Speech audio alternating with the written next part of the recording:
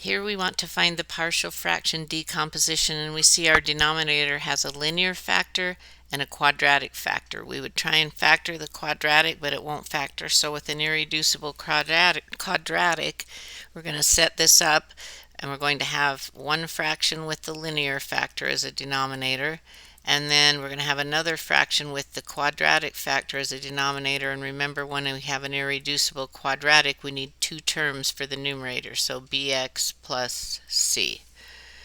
So here's our partial fractions. We're going to clear this of fractions. I'm not going to write the steps in there. It's kind of hard room, and we've seen several of those. We're going to multiply everything by this common denominator. It'll cancel it on this side. On this side, the x minus 3's will cancel, and we'll be left with x squared plus x plus 4. And then on this bx plus c, the x squared plus x plus 4's will cancel, and we'll have left x minus 3. So as we go to work this, we are going to use the method of equating coefficients, because the convenient x method won't work with the quadratic factor. So what we're going to do is we're going to multiply everything out. So let's write our fraction-free equation. It's going to be 3x squared minus 12x minus 23.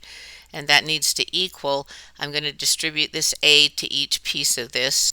It's going to be ax squared plus ax plus 4a. Now over here on the bx plus c, I've got an x minus 3, so this is going to need to be FOILed. First times first is going to be plus bx squared. Outers are going to be minus 3bx. Inners are going to be plus cx. And last times last is minus 3c. So after we've multiplied everything out, we are going to equate coefficients. So we're going to look at each type of term and put the coefficients on the left equal to the coefficients on the right. So we're going to look at the x squareds. On the left we have a 3. On the right we have an a plus a b. So a plus b. Now I'm going to look at the x terms.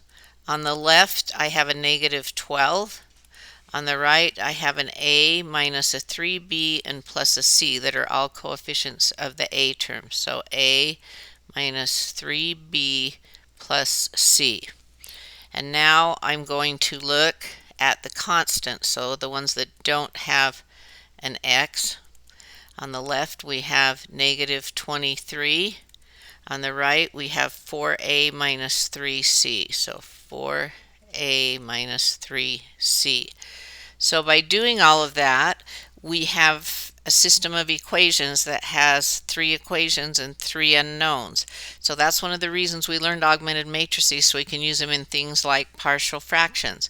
So let's go ahead and write down the augmented matrix.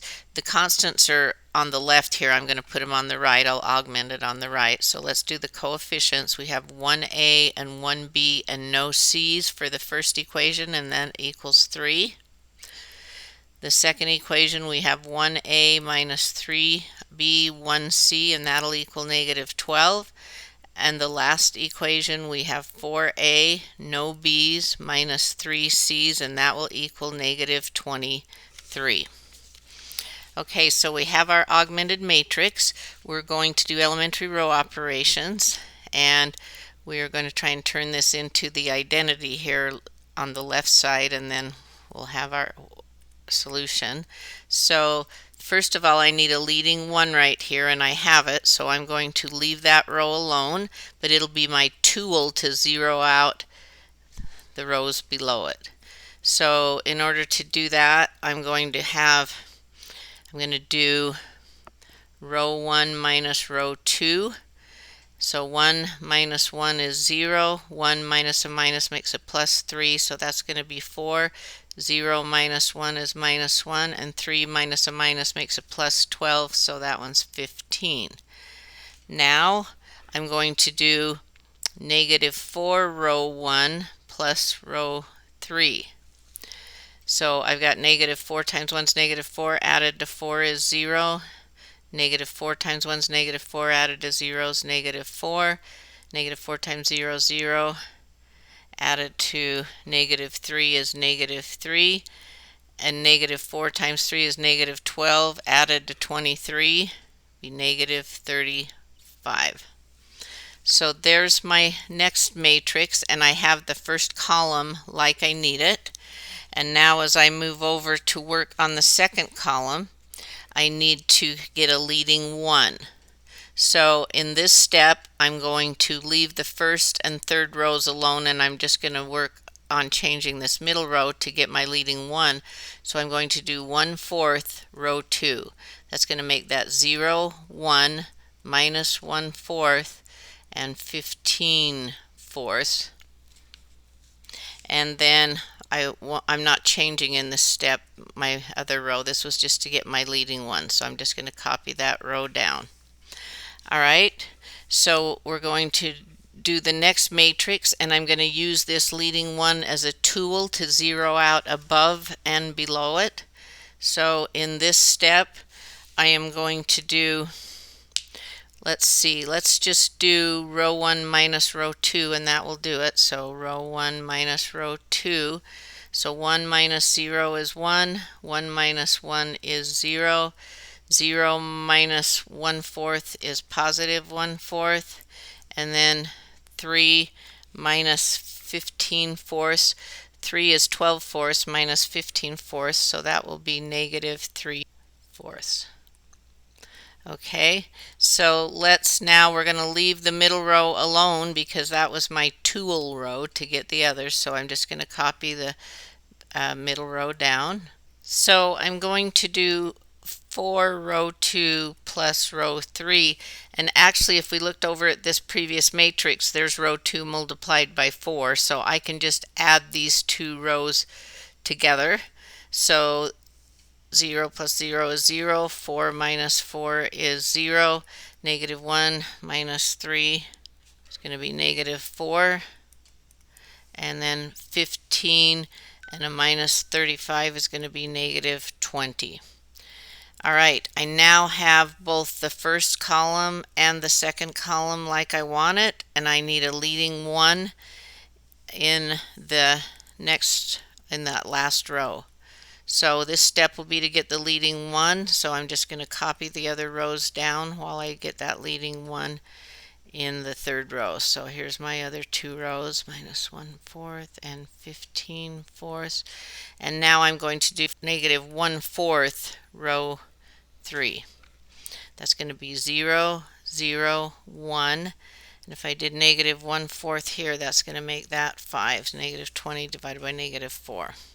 Okay, in my next step, I'm going to use this as my leading 1 as a tool to zero out. So now if I use this as a tool, if I look at that first row, I want to get rid of that 1/4. So I'm going to do negative 1/4 row 3 plus row 1. And 0 times negative 1/4 is 0, added to that's 1, that's 0, and 0. And here I have negative 1/4 times 1 is negative 1/4, added to 1/4, that'll give me 0. Negative 1/4 times 5 is negative 5/4, minus 3/4 is negative 8/4, which is negative 2. Okay, now I'm going to do 1/4 row 3 added to row 2, and if I do that, I have 0 and 0, and then times 0 it's just a 1, but now I times 1/4 times 1 is 1/4, added to negative 1/4 is 0. 1/4 times 5 is 5/4, added to 15/4 is 20/4, 20/4 is 5, and then I copy down my last row again.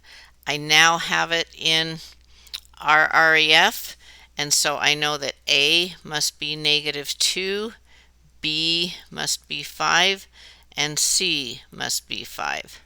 So I've got my partial fractions. Let's just go ahead and put them back up. We'll look back up here where we have that in blue, and we just need to put those in. So I have negative 2 over x minus 3 plus 5x plus 5, putting in the B and the C, they're both 5, over x squared plus x plus 4. So there's our partial fraction decomposition.